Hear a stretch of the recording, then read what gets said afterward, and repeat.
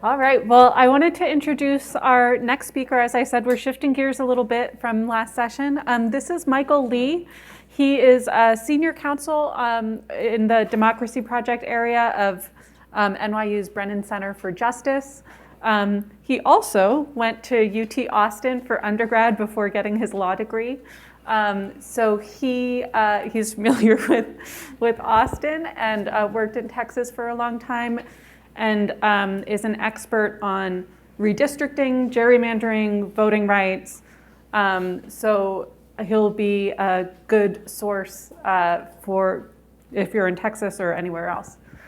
Thanks, Michael, for joining us. Yeah, well, thank you. Glad to be here, and I'm going to give a quick overview of what's been happening in redistricting around the country, which I'm sure is a story that many of you have covered. I know some of you definitely have covered. It's a once every 10-year Olympics, and then it's a huge flurry, but it doesn't end when it's over, because this is America, because of course we draw maps and then we fight about them, and some of the fights this decade will likely be really consequential and go on for quite some time. But I wanted to start just by giving a little bit of a overcap of the lay of the land, where things stand right now. And I'm going to focus mostly on congressional redistricting, just because telling two stories is a lot of information to digest, but I'm also happy to answer questions in the Q&A part about legislative redistricting and how that differs from congressional redistricting, but the basic principles are the same. So this is where things stand in terms of redistricting, and you can see in much of the country, Republicans had sole control of drawing maps, including here in Texas. Overall, Republicans drew 189, or will draw 189 congressional districts. Democrats, as you can see there in the blue, control a lot fewer states. Democrats will draw only 75 congressional districts this decade. And then you have independent commissions in California, Arizona, Colorado, and Michigan, which drew maps, and other sorts of less independent commissions or advisory bodies that drew maps in a number of states. As it happens every decade, courts also sometimes draw maps, sometimes because there is deadlock in the process and somebody has to put a map in place. You can't continue using an existing map. Because the districts are malapportioned, they don't have equal numbers of people, which is a constitutional requirement. So if the process deadlocks, a court will step in and draw maps. In other cases, maps get struck down, and we'll talk a little bit more about that in a bit, and they get redrawn by courts. That happened this decade in North Carolina and Ohio, and more recently in Maryland. So this is a quick overview of where we stand right now. And you'll get this slide deck separately. So but this is a little bit of an overview of like how the redistricting process shapes out. And of course, like in redistricting, the biggest signal that there likely will be abuses is when one party controls the process, whether it is a commission, like in Ohio, where Republicans have a 5-2 majority, or whether it's a legislature. When one party controls the process, that's a recipe for abuse, both political discrimination, discrimination against racial and ethnic minorities. And so you can see, like the reality is that one party control is the reality in much of the country. So a little bit on how to think about gerrymandering. And this has been something that has come up a lot when I talk to reporters this decade, because a lot of times people think that there's one thing that is gerrymandering, like it is one solid thing, and really the reality is that there are trade-offs in redistricting, right? Sometimes your goal is to maximize the number of seats that you have. Sometimes it's to protect the seats that you have. Sometimes it's to protect incumbents, and protecting seats and incumbents are sometimes the same thing, sometimes they're different things. And the essence and sometimes you can do all of them pretty well, but sometimes you have to pick and choose. And we'll get into some examples, but the essence of a really aggressive seat maximizing gerrymander is that you don't draw districts that your party wins by 80%, right? Because if you draw districts that your party wins by 80%, you're using your voters really inefficiently. Instead, what you want to do is spread your voters out among as many districts as possible to win a bunch of districts by, say, 53 or 52%, and that way you have the most seats possible.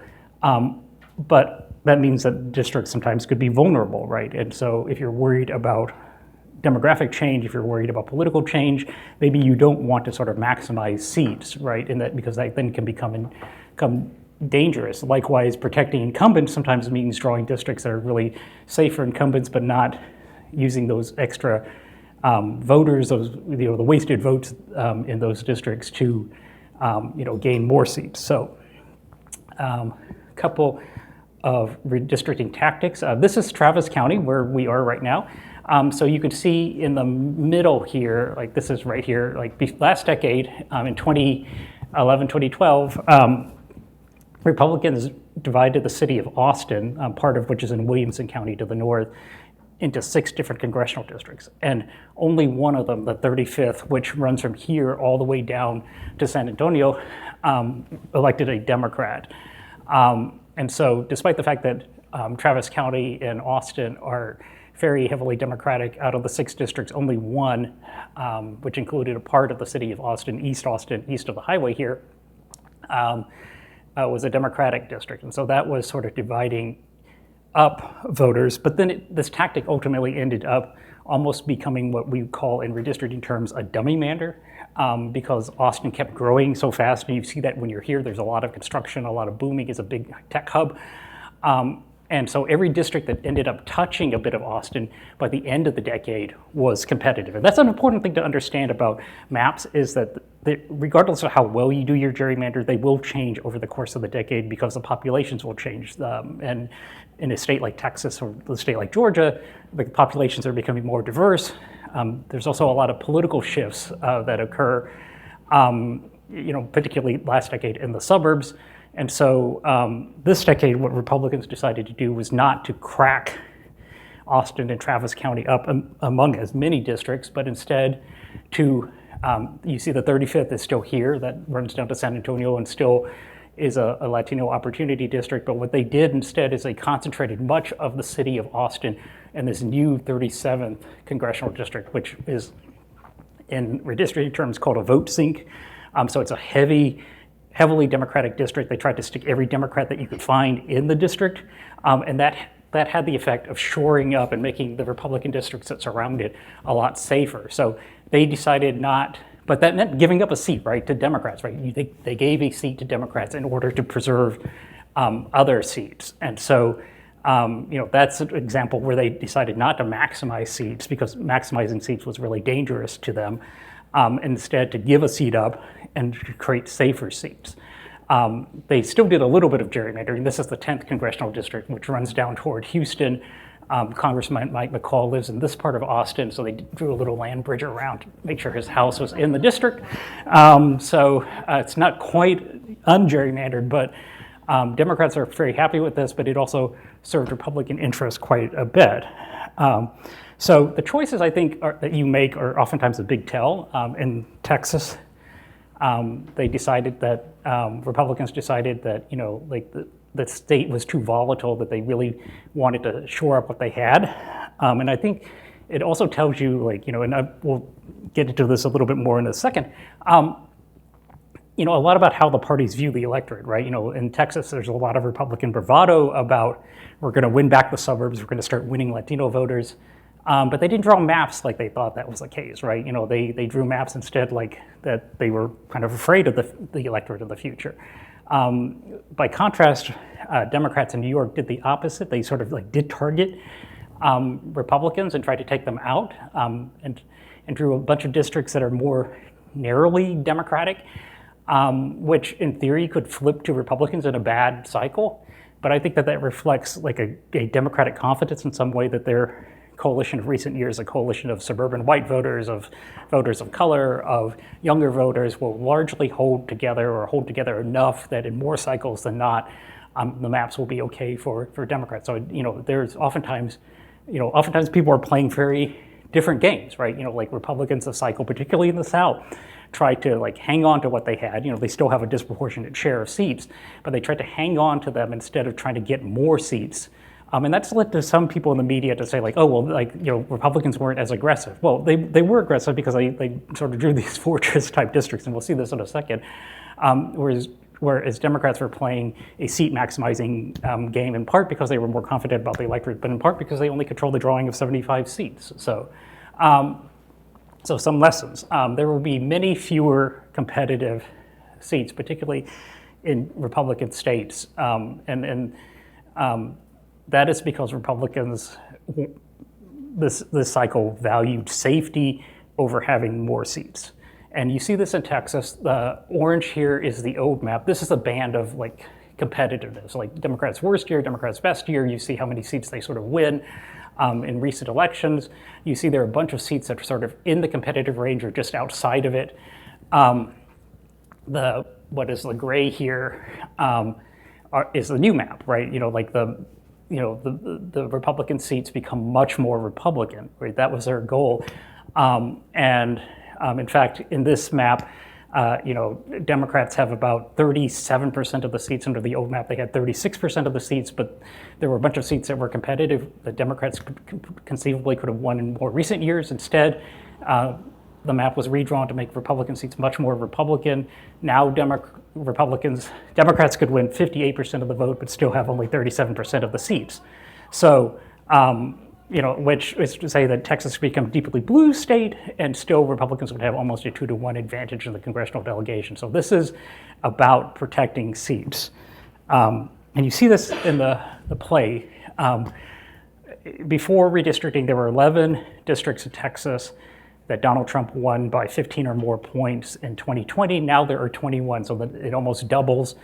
Democratic seats also become much more Democratic. They pack Democrats into seats. So, and really what disappears is the competition. You see there's a bunch of seats that are competitive, both Democratic-held seats and Republican-held seats. That goes away, right? It essentially vanishes. And so, in fact, there are only 24 Republican seats in Texas, so 21 out of the 24 are super Trump districts. Contrast that to New York, where you see Democrats using a slightly different thing. There are a bunch of like really competitive, very Biden districts that are not competitive largely in New York City. But Democrats still have a bunch of, Democrats didn't increase the number of super Biden districts, right? They didn't pack them in. They did pack Republicans into a few. But they also sort of like reduce competition. But on the other hand, there are a bunch of seats that in this 8 to 15 range, Biden 8 to 15 range, that are still there. And a bunch of them are right around Biden 8. So those Biden 8 districts in a good Republican year could be in play, right? And so Democrats left themselves with a little bit more vulnerability in this. So, and you see the same thing sort of happen nationally. When you look at this, the number of very competitive Republicans held seats like drops almost by half. Democrats still have roughly the same number of like really competitive Biden seats, and there are a bunch that are just sort of in this 8 to 15 range, and a lot of them are closer to 8 than 15, and so could be competitive. So competition is a big story this decade. A lot of people have gotten used to talking about gerrymandering from the standpoint of seat share, but I would say that this decade at least, a big story is competition. Another story is really what happened, and I'm using a lot of Texas examples because Texas is a robust set of gerrymandering stories, but also because we're here in Texas. So this is, communities of color really are the way in much of the country that you accomplish gerrymanders. And the reason for that is in much of the South in particular, there still aren't a lot of white Democrats. In Texas, Georgia, North Carolina, Democrats get about 25 to 30% of the white vote. And the problem with white Democrats is they tend to live near white Republicans, often in the same neighborhood, sometimes in the same houses. And that makes it really hard to sort of draw maps strategically to pick out the Democrats, right? But because of residential segregation, it is much easier to pack together or break apart communities of color in order to achieve a political effect. And so this is the Texas 4th. the redrawn Texas 4th, which you see stretches around. This is north of the Dallas area, and you see it stretches down around here. It has this like weird arm right here, right, that sort of, comes into, some of the suburbs in Collin County, and you might wonder why they're doing that. Well, it's in part because this is a heavily Asian area, right? And like you can see the Asian community here, and really what they're doing is they're coming in and dividing the Asian community up in order to make the district down there, which once was really competitive, right? The district that covered that was increasingly competitive. It was about a 50-50 district, but by taking out some of the Asians and sticking them to another district that runs around and includes rural counties, you're able to make it much more Republican. Similarly, this is the Texas 6, which runs south of Dallas-Fort Worth. You can see a bunch of rural counties. The district comes up and juts a finger into the Dallas-Fort Worth area, almost like a something like a monster coming in and gobbling up parts of western Dallas County. And that is a heavily Latino part of the Dallas suburbs, right? And so what this monster does is it gobbles up a bunch of Latinos, sticks them in with a bunch of rural white voters, again to dilute the Latino vote, but also to shore up Republican advantages. So the way that, and this is a little bit different in the North because you still have a lot of like white Democrats in the North, like in states like Michigan and New York, where you can sort of target white Democrats. But in the South, in particular, if you're targeting Democrats, you're targeting people of color.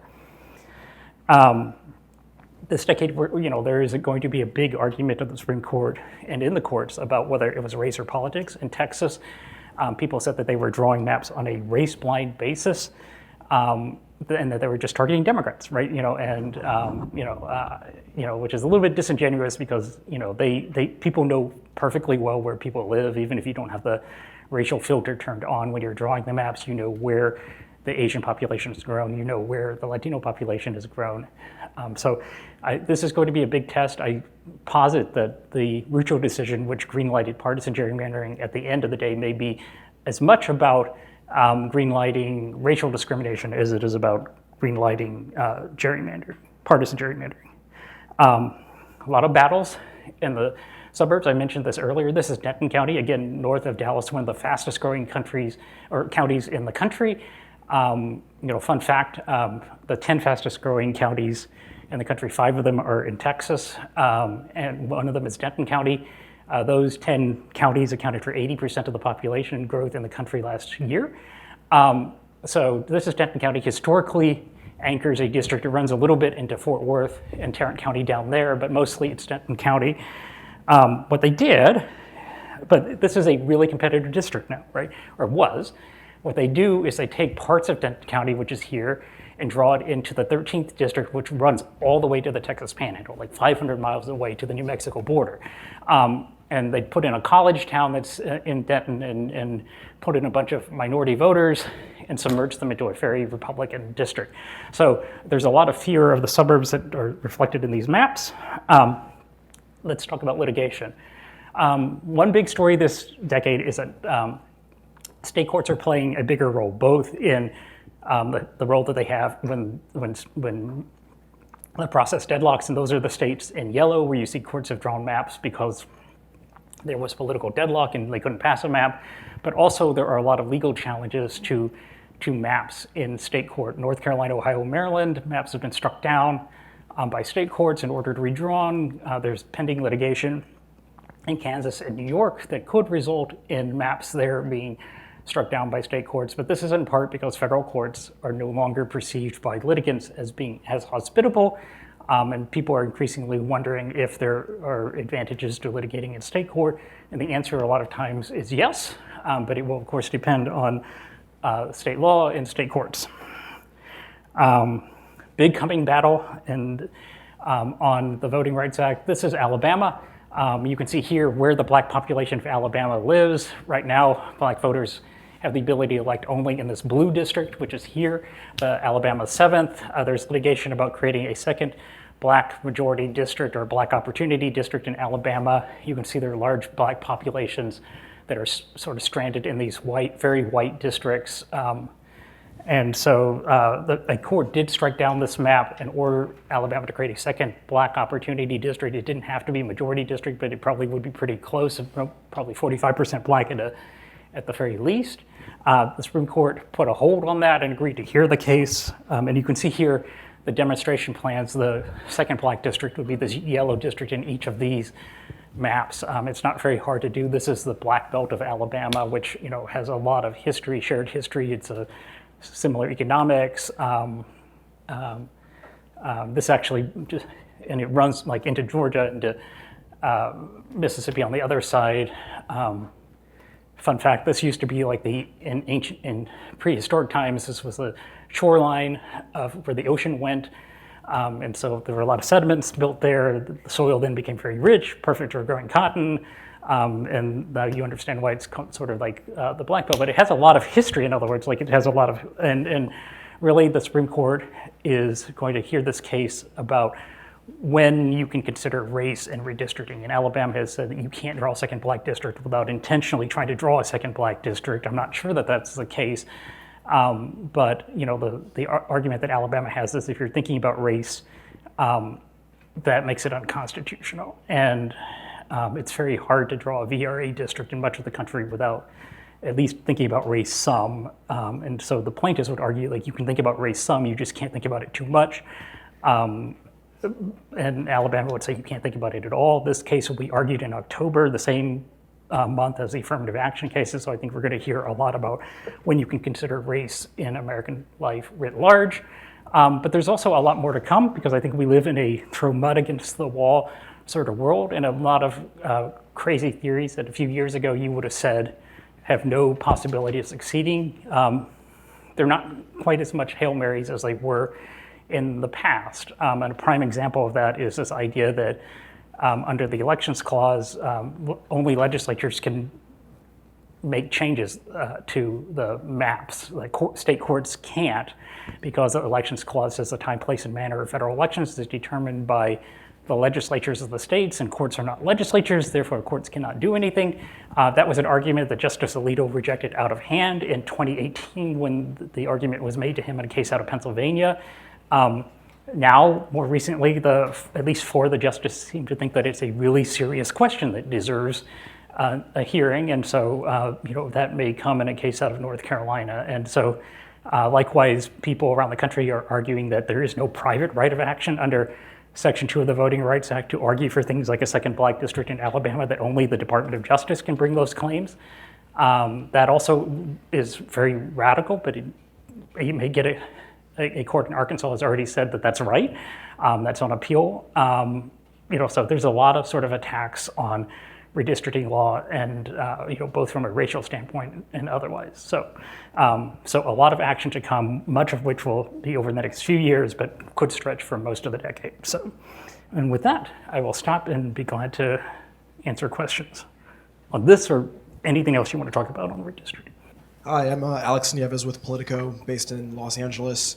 I'm wondering, in states like California and Colorado that have independent redistricting commissions, are you seeing more competitive seats being created by that independent process? And also wondering what happened in Michigan. I know they have an independent commission, but it ended up being settled in court. So what was the failure of the commission there? So in California and in commission states, there really hasn't been any change in competition. They had, well, in Michigan there was, but in California, they had a fair amount of competition on its maps, and that remained largely the same. And so commissions sort of did better at that. To answer your question about Michigan, I think Michigan ultimately ended up being a success. There were a lot of birth pains, growing pains with the new Michigan Commission, which had a very difficult task. It had to unwind gerrymandered maps. It had to do so under time constraint because the census data came out late. And so, there was a lot of, and this is a very familiar story when you have a new commission, because they do things in public a lot more. So they put out an initial set of maps and people were like, oh my God, this is terrible. And then they took a lot of public testimony and they changed those maps, right? So it's sort of an iterative process, and you get to see the sausage being made, and like that scares people when they see the sausage being made. But in the end, it turned out to be like I think a very fair set of maps, both from a racial standpoint and from a political standpoint. There is some litigation around the Michigan maps. I don't think it's particularly serious, but particularly I think there was a lot of angst about the treatment of black districts in the Detroit region. Detroit is a losing population, and so the districts had to in some ways stretch out into the suburbs. And there is a belief among at least some black lawmakers and black activists that districts still have to be fairly black in order to perform to elect a black preferred candidate. I think there's some evidence that that's not always the case anymore, because black voters are very effective. Black voters are a large percent of the primary electorate, and so black voters sort of have ability to sort of like win election even if the district is not super black anymore. But that's new, and I think it sort of scares a lot of people, particularly elected officials,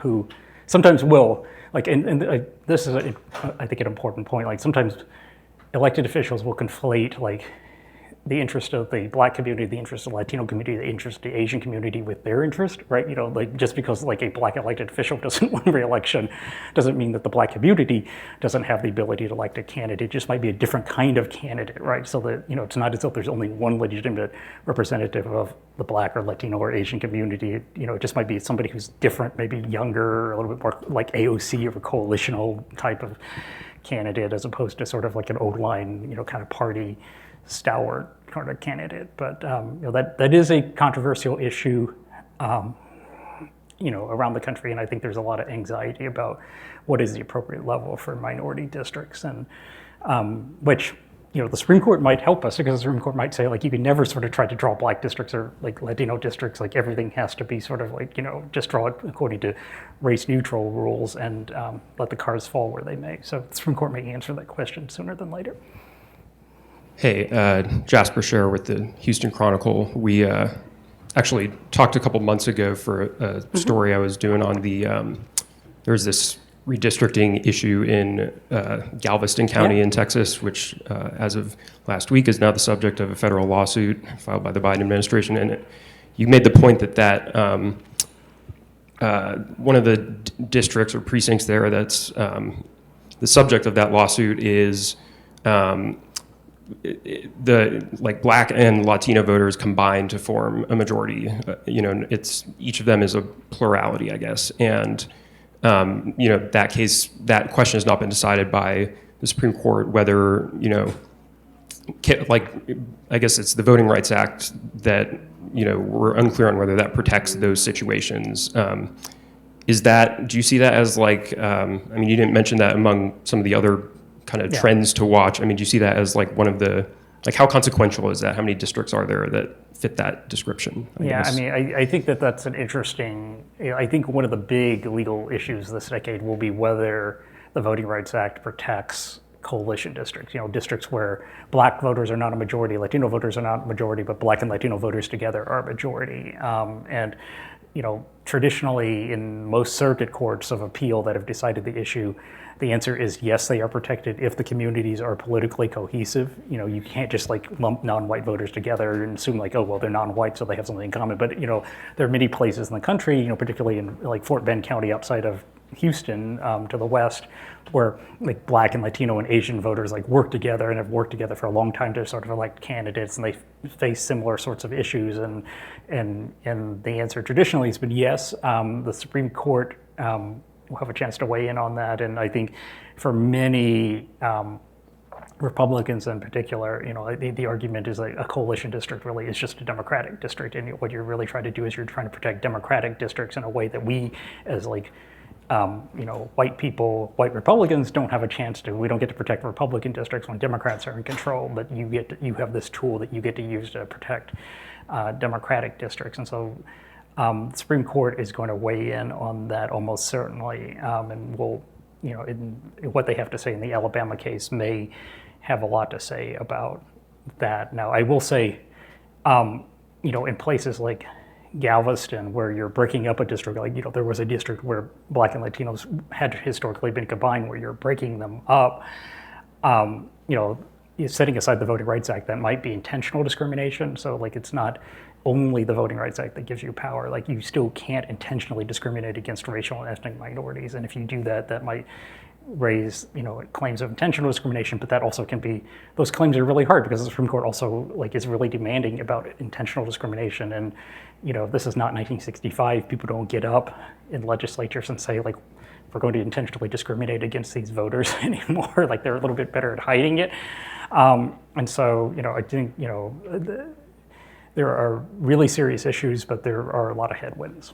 So. I did just have one second question, if that's okay.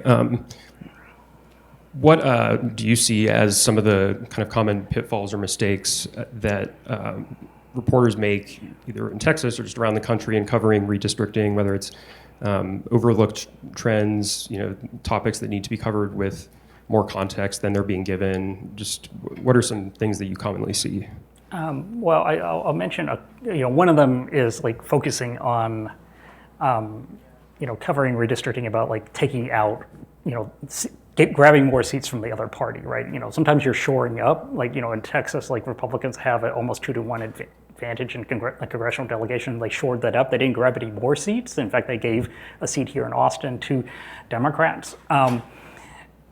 But that doesn't mean like shoring up is still building fortress districts that are like Trump plus 15, like Trump plus 30, that's still a gerrymander, right? So like gerrymandering has many permutations. So don't think about it just in terms of like, did incumbents get taken out, right? The other thing I think I will say is around minority districts. A lot of times there is this tendency to want to report to say things like, oh, well, the Latino population has grown, therefore there should be more Latino seats, right? And while, there should be more opportunities for Latinos, it's not, I think, from a legal standpoint, the populations might not be evenly distributed, right? In a way that you can draw districts in a single member district world. Likewise, I think, that's sort of at odds with how the courts view it, right? Courts don't think like, oh, well, especially the Supreme Court. I think the Supreme Court is asking like, okay, there's discrimination, but why is the answer to discrimination to sort voters into districts by race, to put Black voters in Black districts, Latino voters in Latino districts, white voters in white districts? Like, why is the answer to discrimination and electoral difficulties to segregate? Like, we don't do that for schools, right? Like if Black kids are being punished more or Black kids aren't being put in honors programs, we don't say like, oh, well, we will have separate schools for Black kids anymore, right? Like we don't do that, right? And why do we do it for redistricting? And I think, what really, the answer is, there might be a need to create a Latino district because Latino voters never win or Black voters never win elsewhere, right? Like in Alabama, if you go back to Alabama, right? Like there's so little crossover support from white voters. I think like the white support for Democrats is like 8% in Alabama, right? Or in that part of Alabama, outside of Birmingham, right? You don't have a possibility to win otherwise, and you don't have access to representatives. In Alabama, they voted a critical race theory bill out of committee in 58 seconds. Most of that 58 seconds was the roll call. And then they didn't even let Black lawmakers who wanted to speak on the bill speak. And as one of the Black lawmakers said, wow. That was her only response, was like, wow. So I think focusing on like why you need these districts, not just sort of on the numerosity, how like that is like an important part of the story. And it's not just, oh, well, the population has grown and therefore there should be race-based districts. The answer might be that there should be race-based districts, but it's because the population has grown and because the population can't gain political power otherwise. So there really just is, there's so much like animosity or like discrimination or societal segregation that you really, you can't sort of access it otherwise. So I think there's a question back there. Yeah. Hey, Michael. Hey. Andy Chow with Ohio Public Radio, Statehouse News Bureau. As always, I have a million questions for you, but I'll just stick to one. We've talked before about the different states that are going through a new process. This is the first time that they've done a new process since voting it in and everything. Of the states that are enacting new reforms, how many have seen pushback like we've seen in Ohio? Has every state had these growing pains? And is pushback just kind of a natural consequence to these types of reforms? Well, that's a great question. You know, I don't think any state is quite matched Ohio. Ohio is like the special child of reform states in We this. like to be special. In the way, for folks who don't know, like, you know, Ohio voters adopted this reform. They left the political branches still very heavily involved in the process. All the people who decide on the maps are elected officials for both Congress and the legislature. But they did create some new rules around it, and they enabled you to go to court. The Ohio Supreme Court struck down both the congressional and the legislative maps. Ohio lawmakers and elected officials basically gave a middle finger to the Ohio Supreme Court and redrew maps that didn't do much to change. In fact, they did it repeatedly. In the case of the legislative maps, now 4 times, or 3 times, 4 times including the original map.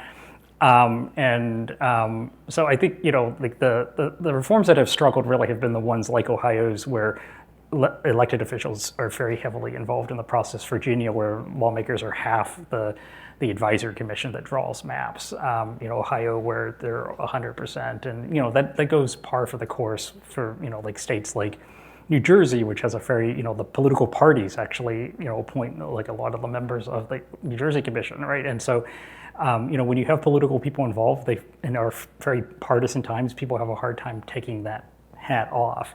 You know, independent commission states, by contrast, have done much better, even if they sort of have, you know, it's not perfect, right? You know, but, you know, like Michigan had F maps, and now Michigan, I think, you know, people can debate, you know, like, is it a B? Is it like an A minus, right? You know, like, you know, is it an A? You know, like, you know, but, you know, like, you know, if you're in that range of like, you know, going from an F to like a, you know, at worse a B, right? You know, like that's a good place to be. Like if you're a parent, like that's like an F student, like I'll take that, you know, and, you know, if you're like a, you know, like a Chinese mother, you'll say like, why isn't it an A plus, right? You know, but you know, you can kind of work your way there. But really, I think there will be another wave of reform. I think that also is one of the stories. You know, Arkansas, Nevada already have nascent efforts to create, you know, more independent processes. You know, there might be similar efforts in, say, Florida or Ohio coming up. But, you know, I think, you know, really the lesson of this cycle is that, you know, like the details matter, right? And, you know, last decade, I think a lot of people said like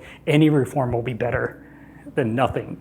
And, you know, that certainly is true in some places. Ohio is kind of proven like, you know, maybe that wasn't quite as true as everybody thought. So. Hi, Michael. Jason with Florida Politics. I'm wondering if you've looked at CD5 in Florida and if you saw the governor's memorandum on the racial gerrymandering. And I'm just curious your thoughts and if you think that's a salient argument. Well, I think what's happening in Florida is like really interesting. You know, like it's sort of Governor DeSantis as being much more involved than like governors in Florida traditionally have been. And it's very interesting. Like, you know, there is a district in Florida that runs in the northern part of the state right now from Jacksonville to Tallahassee. And Governor DeSantis doesn't like that because he doesn't think that it's, you know, he thinks it's a racial gerrymander, that it's only drawn to like put black voters in the district, and that it's a racial gerrymander. Florida lawmakers said, okay, we hear you, we're not sure that we agree with you, but we're going to draw a more compact black opportunity district that's just Jacksonville, right? You know, it's a 35% black district, but black voters are about 2/3 of the primary electorate, so black voters will choose, and the district's heavily Democratic, so the person chosen by the 2/3 of the primary electorate that's black will go on to win the election. Governor DeSantis doesn't like that district either, because he says like, it's still a racial gerrymander because the other district because you're just looking for black voters in Jacksonville, and the other district that is nearby has to run almost like a donut around it.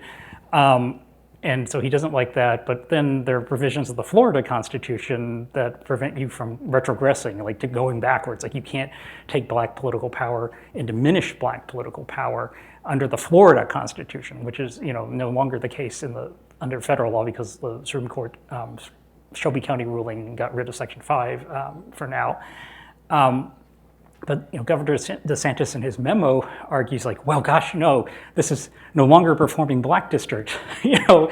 So on the one hand, he's arguing that this district was drawn predominantly because of this compact district in Jacksonville was drawn predominantly on the basis of race and therefore is a racial gerrymander. But at the same time, he's arguing for purposes of the state constitution that it's no longer performing black districts. So like, is it a black district or is it not a black district? It's a little bit like Schrodinger's cat, right? You know, like he's arguing both things simultaneously, and it's really hard to see how both can kind of be true. You know, in a technical sense, I think he's making a bunch of technical arguments that if you just took them from a technical standpoint, maybe you could kind of, and you squinted and you were very nearsighted, maybe it kind of works. But when you look at it as a whole, it's hard to see the principle that's animating it other than I'm trying to like get rid of black or diminish black political power. And I'm making a bunch of technical arguments that I think will help me diminish black political power. And also make the point that, we should be more race blind. I think that that's sort of a theme that's running through American politics at the moment. And again, this October, you'll have the affirmative action case that's from you'll have the Alabama case. And, I think for a lot of people, particularly Republican elites, like the idea that we should be race blind is really appealing at this moment. So, and Governor DeSantis, of course, I think also wants to run for president. And so I'm sure that factors into that somewhat. It's like yelling at school kids about wearing masks. Do you know of any other states where the governor did submit a map of his own? There are some. New Hampshire, Governor Sununu has said that he doesn't like the map there, and he's proposed a map. In Maryland, Governor Hogan has proposed a map. So it's not unheard of, but usually governors try to stay out of it because, the members have like really particular interest about their own districts, and governors generally don't want to piss off members. Whether for congressional, but particularly for legislative, right? And so, like governors kind of generally stay out of it just because, there's a lot of member politics that go on, so. Hi, I'm Emma. I work for the Boston Globe. So I cover Massachusetts, one of the only states, maybe the only state that hasn't been sued this decade or last decade over its new maps. And so there is in Massachusetts over redistricting, as there often is, a lot of back padding around how many new majority minority districts they drew, especially in the legislature. So wondering if you have thoughts on what are kind of the deeper questions reporters should be asking in a state like that when there aren't these kind of really obvious, like blatant cases as there are in Texas? Yeah, I mean, Massachusetts is interesting because, it's, the political geography of Massachusetts sort of makes it naturally, it's hard to draw like a Republican congressional district in Massachusetts. Like the Republican voters are just distributed very inefficiently from the standpoint of doing that. But that doesn't necessarily mean that Massachusetts maps are great, right? And I'm not familiar with how many people of how many districts are good for people of color or something, but that's certainly a dimension that needs to be looked at. I think, likewise, I think, keeping communities together, I don't know how well they've done on that, but, but sometimes people, I think there can be a robust conversation around reform. If Massachusetts seems like a prime case because it's going to be a Democratic leaning state no matter what, right? It's never going to be competitive. And so why not have a more reformed process? But some of that may go to like how, like the Northeast in particular, and I don't know if New England is quite different, but it has a very party leader centric legislative style. Like, lawmakers are much more independent in, other parts of the country than they are, at least in the mid-Atlantic. I don't know quite in New England, but like in New Jersey, like they're bosses, right? In the legislature, right? They're bosses in the party that are like really important. And Pennsylvania, like legislative leaders determine everything, right? And it's sort of like, like whether there's a story there to be told about like, protecting incumbents or the like, or whether they're sort of creating this, ladder that allows for change for people, particularly younger people and others, to sort of move up the pipe, because at a certain point you do have to sort of build the pipeline, right? So. Hi, I'm Carmen. I work for the Oklahoman newspaper in Oklahoma City. So we had one competitive congressional district in the heart of Oklahoma City, and our GOP-controlled legislature. Now it's a Trump plus 15 district. And when they had the special session, they drew the maps. That was, we covered that for about 3 weeks. And this was to be expected that they would make this district less competitive. I doubt there will be a lawsuit over it. So I guess my question is, what as journalists should we do next? I mean, if we reported on the changes are in effect for 10 years. We just, okay, we did it, we covered it, and now we're done? Or is there more that we should be doing each election cycle to point out that this district was very likely gerrymandered? Well, I think, you'll get a real test of that sort of coming up with the elections, right? You'll see, and, it is possible now to sort of compare how districts would have done under old maps and new maps, and you get a sense of you kind of tell that story, over the course of a decade, right? That's part of it. I think Oklahoma also, there have been reform efforts in Oklahoma, right? I mean, there have been efforts to sort of put something on the ballot. They haven't sort of gotten there. I think the last one was in the middle of the pandemic, and it was really, really hard to, do, that was the last thing that people wanted to do, is sign somebody's petition in the middle of a pandemic, right? But I do think states like Arkansas, Oklahoma, Nebraska, some of these Great Plains type states, are, where you're going to see the next sort of little mini burst of reform, and so that is a potential story there. But I think I think part of it is we will have actual stories to sort of tell about what happened, with the 2022 elections and the 2024 elections, and you'll get a chance to see well, this is not sort of reflecting Oklahoma City, right? And where that district is, and things like that. And so that can be and that can help sort of have a conversation about is there a better way to do this, because Oklahoma is a Republican state, right? It's not it's not like Georgia, right? It's not going to be sort of and so you're really talking about why, right? Why go to this length to do this? And I understand for the congressional district, because it's control of Congress, and every district you can get, whether it's in Oklahoma or Utah, sort of layers on and adds to that. But I do think when these things are pointed out to voters, they don't like it, right? There's this sort of your average voter is much more in tune with this than, or has a very different view than elected officials, right? And you saw that in states like Michigan and Ohio that tried to reform the process. People would tell you, I went to knock on doors to get people to sign petitions in very mixed partisan neighborhoods. I knocked on Democratic doors, I knocked on Republican doors, and everybody, when we said we're trying to take power out of the hands of politicians, whether they were Democrat or Republican, was ready to sign. I think voters do think that something is broken.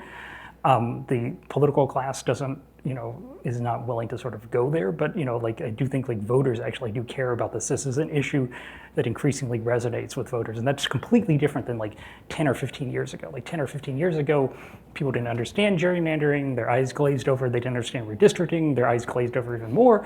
But now, it is actually a story that moves people and resonates with people, and and there are much more visual ways to tell the story, and there are lots of people, because you can do it with maps, right? You can look at how communities are split. You can look at partisanship, right? It's just possible to tell much more visual stories than you were able to in the past, right? When you can kind of show things like this, where the Latino community is being split, or where the Asian community is being split. You can, and this comes from the Texas Tribune, by the way. I think it's really sort of wow, that's a really eye-catching story to tell, right? And so it's much more possible to do it. And historically, a lot of the coverage around redistricting was by Statehouse reporters, and so a lot of it was a D's versus R's inside the dome sort of story. But there's a story that now can be told much more robustly, and so I think there are a lot of opportunities to do that, and it varies from state to state. But there's an opportunity. So. Blaze Gainey with WPLN in Nashville, and I was wondering if you've seen Tennessee's 5th congressional district. Yeah. It was Okay, so it was split up into three, as you probably already know. And it wasn't, the Republicans are saying like it was no chance of it being a majority minority district anyways. I think it would have been maybe 28%. And now the highest amount is like 12% in the three districts they've split. And there hasn't been a lawsuit against it. I don't know if it's because their defense is good or if people are still working out on exactly how to go about it, but it seems like they feel very fine that they can political gerrymander and that it's not racial gerrymandering because it was not a minority majority. What are your thoughts on that? And is there anything to show that like it still is racial gerrymandering? I don't know. There still could be a lawsuit. I mean, because people sue on maps, even after well into the decade, and so there still could be a suit. And the reason that there may not have been a suit is just like there are a lot of maps being passed like all at once because and so people are sort of like putting out fires a little bit. I think that's a classic example of like a hard situation, right? Because there's not a claim that you could draw, a heavily minority district, but yet it's also one where minority voters clearly do exercise a great deal of political influence, right? And you've diminished that and taken away that political influence and taken away that representation. And I think part of the challenge for people like you is to tell the story like this is not it's not just about heavily minority districts or minority majority districts, right? People of power in this country, people of color, not people of power, people of color exercise political power in lots of different ways, right? And like the influence is being diminished in lots of different ways. Like this is not 1965. In 1965, right, in the South, the only way that communities of color could elect somebody was to have a heavily minority district, but now the country is is better, right, in a lot of ways. Like you can form coalitions with people. You can kind of like it's still hard, but you can form coalitions, and that political power shouldn't be taken away any more than I think there's a tendency to think like oh well like in other words don't accept sort of the argument sort of at face value because it's still an attack on minority political power. It's very clear that it's an attack on minority political power, and just because there isn't a clear legal remedy doesn't mean that it isn't. It still could be intentionally discriminatory, so there could be a legal remedy. But just because, even if there weren't a legal remedy, it's still an attack on minority political power. And the reality is, in places like Nashville, places like Dallas, places like Houston, like there are a lot more pathways for communities of color to succeed politically. And you're seeing those dismantled. And I wish I had put this in here, but like in Fort Bend County outside of Houston, there's a congressional district that Democrats ran really competitively in. Fort Bend County 30 years ago was about 85% white, right? It's about 30% white today. One of the most diverse suburban counties in the country. Huge Asian population, huge Black population, growing Latino population. And that multiracial coalition almost succeeded in electing an Indian American to Congress twice. And that district gets dismantled in redistricting, right? Parts of the minority communities get pulled into districts in Houston. They backfill them with white voters from rural areas. Like that's an attack on minority political power, even though there is no majority, right? I think, and similarly in Nashville, clearly that is an attack on minority political power, and that's an important story to be told. Even if there is no legal remedy, it's still something that's happening. Hi, Jesse Opoyan with the Capital Times in Madison, Wisconsin. I was just wondering if you were at all surprised that the U.S. Supreme Court, with its decision with our maps, and if you have any predictions on where who might end up having the final say and where this might go.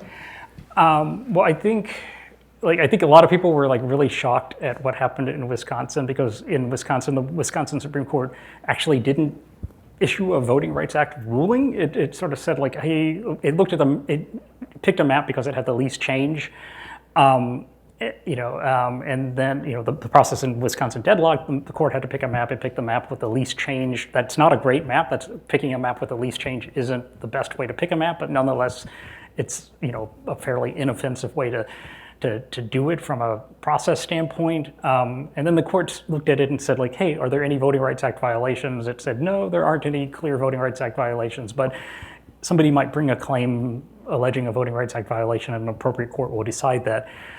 Republicans appealed that to the Supreme Court from the Wisconsin Supreme Court, and the U.S. Supreme Court said, like, no, you needed to like analyze, whether you're creating, because the map created a 7th black legislative district in the Milwaukee area, and the Supreme Court said, no, before you did that, you needed to like analyze whether this was truly required under the Voting Rights Act, which is a really strange thing, because the alternative is like to have like a additional white majority district, and apparently like creating white majority districts is not somehow something that you have to really search for or anything like that. It's only when you create minority districts that you need to search for it. And again, the court was not trying to create a minority district, it was picking the map that had the least change. So it's a really head-spinning argument, which I have even trouble explaining because it's so bizarre. But I think what the court clearly signaled in Wisconsin was that it doesn't like majority minority districts or minority opportunity districts, that if you're going to sort voters into districts by race, you have to have a really, really, really, really good reason for doing it. Otherwise, this court is not going to sanction it. The court doesn't care about whether things like proportionality, it doesn't, the argument in Alabama was that, if you had a second black district, the share of black districts would be equal to the share of the black population. This court will not care about that. It also doesn't care about numerosity that much. The idea like, oh, well, the black population has grown, the Asian population has grown, the Latino population has grown, there should be more districts. This court will say, wait, maybe there should be more districts, but you have to show me like what the really good reason for having a race-drawn district is. Otherwise, we don't sanction drawing of districts by race. And I think that that's a very clear signal from Wisconsin. So it's like a terrible sort of outcome, but it does sort of help in the sense that it's signaling where the court is going to go with the Alabama case, which is like to be really skeptical and to demand high levels of proof before you can draw a race-based district. And so we may be in I think this is a court that thinks we're in a more post-racial world than many people would think. And I think that will, I think that will make it hard to win Voting Rights Act suits in the future. The only question is really how hard, whether it's impossible or just like really hard. And I think that will engender a very robust conversation about what you do in terms of, what is the alternative? Is it proportional representation? Is it like multi-member? There has to be some way to protect minority political power, but what is the future? And there will be a robust conversation around that, in the fall, but particularly after the summer of 2023 when the court rules. So.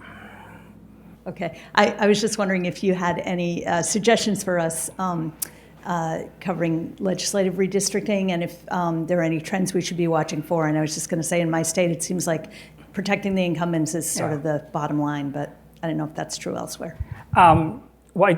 I'll answer the last part first. I mean, I do think protecting incumbents is always a big part of the story. Like, members, and that's a story, that's an important thing to remember when you're covering redistricting, because like a lot of times people think like, oh, the party will want to like maximize seats or do something like that, but they also have to like get votes from the members to pass maps. And so there will oftentimes be, there's also always a very parochial concern, like what happens to my district? And I have heard, I won't say what state, there are states where Democrats are suing over maps, claiming that they violate the Voting Rights Act or violate other things. And some Democratic members in those states have gone up to the Democratic groups that are suing and said, wait, I support more Democratic seats, but like, how's this going to affect me? And so there's always a parochial angle to this story. I think, incumbency protection is a big part of the story. And in states like Connecticut, it probably is the driving thing. In fast-growing states like Texas and Georgia, and particularly like Texas and Georgia, which are now the politically volatile states, right? Especially Georgia, where like how you draw the maps could determine who's in power in 5 years, right? That is something that really does matter to people a lot, and I think. So there sometimes tend to be more intense or existential feel to politics in those states. And so, it is a little bit of a different story depending on where you are. Much of the country is like relatively boring from a redistricting standpoint, but a handful of states are like doing wild tricks and things like that. So. Okay, final question goes to Kate. I was wondering if you could speak about how you've seen outside organizations, like national organizations, affect redistricting. I think particularly in Pennsylvania, the history of red map affecting our previous congressional redistricting cycle, and so specifically since this time we have both a gubernatorial race, a senator race, alongside our congressional and legislative redistricting. Both Republicans and Democrats alike will say that Eric Holder's organization or these redistricting reform advocacy groups are funded by larger national organizations. So how have those organizations affected redistricting, but also how has discourse around that affected redistricting reform, trust in the process, sort of things like that? Yeah, that's a great question because there are many angles to the story, right? And and we'll go back to 2011. I think it's right after Barack Obama's victory, Democrats have a permanent majority, right? Everything's great. And then the Tea Party wave happens, right? And Democrats got caught a little bit asleep at the wheel, both politically, but also in terms of preparing for redistricting. Republicans control redistricting much of the country. They go to town, they draw maps really aggressively. Democrats this decade are determined not to fall into that trap. Start early, right? And there are two things. You could win reform, you could also win a seat at the table, right? Because again, divided government gives you a huge, divided governments, if courts draw maps, they don't draw the perfect maps, but they also don't draw wild gerrymanders for the most part. Wisconsin might be an exception a little bit. I think, for the most part, and so Democrats put a lot of unions and others put a lot of emphasis on winning governorships, winning state houses, winning state Supreme Court races. And this time it was Republicans who were a little bit asleep. Chris Christie has complained about what were we doing? Why didn't we run more aggressively in Ohio and or something like that? Or why are we letting all these or North Carolina? How could we let these Democrats be elected to the state Supreme Court who are now striking down maps? And so the redistricting is so important to people that I think the negative consequences, the sort of the money pouring into the process for things like state Supreme Court races, for state House races, because state houses will draw congressional maps, really has had a dilatory effect. In a lot of the country last decade, people reported hundreds of thousands of dollars being poured into legislative races, and there were all these ads Jim Smith is in league with Nancy Pelosi and all of that, and it was out of nowhere, right? And it was it made the politics a lot more negative. And then, I do think in terms of outside groups, I do think it is a big battle. The one thing you didn't quite ask in your question, but I will also flag is there also has been a lot of money poured into helping advocacy groups, right? Citizen groups, there's a lot more public mapping tools which were publicly funded. There's a lot more sort of data. There's a redistricting data hub that compiled a lot of data. If you see people on Twitter tweeting maps or something like that, a lot of that is because there's a much more robust set of publicly available data that people can use, which helps tell the story a lot more, because I think people think we live in a very social media, very visual age, we should tell this story. And I think that those have helped shine a light on the process. They've helped people advocate for better maps, but even where legislatures don't take those maps, it's much more possible to tell stories like this, right?